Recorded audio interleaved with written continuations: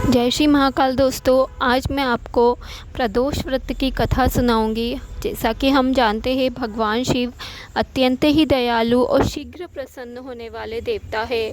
उनका जो भी प्रदोष व्रत करता है वे अत्यंत ही शीघ्र प्रसन्न होकर उनकी मनोकामनाएं पूर्ण करते हैं।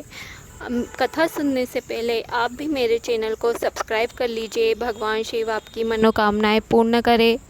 यह कथा इस अनुसार है कि एक गांव में एक गरीब ब्राह्मणी रहती थी और उसके साथ उसका एक पुत्र रहता था। दोनों भिक्षा मांगकर अपने जीवन का गुजारा करते थे। ब्राह्मणी शुरू से ही प्रदोष का व्रत करते आ रही थी तथा जो ब्राह्मणी का पुत्र था वह उस त्रयोदशी के दिन एक दिन उसने माँ से कहा, माँ आज मैं गंगा स्नान के लिए जाऊँगा। वह गंगा स्नान के लिए गया। आते वक्त जब वह लौट के आ रहा था तो कुछ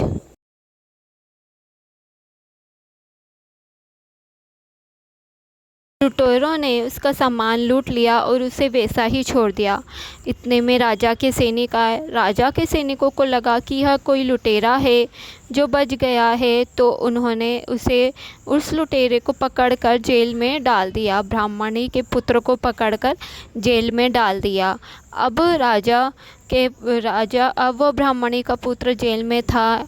राजा को रात में स्वप्न आए। स्वप्न में शिवजी दिखे। शिवजी ने कहा कि तुमने जिस ब्राह्मणी के पुत्र को पकड़ के जेल में डाला है वह निर्दोष है, उसे छोड़ दो। राजा ने सुबह उठकर उस ब्राह्मणी के पुत्र को छोड़ दिया तथा उसे सम्मान के साथ अपने दरबार में बुलाया और उससे कहा कि तुम कुछ मांग लो मुझसे गलती हो गई है जो तुम्हें पकड़ लिया।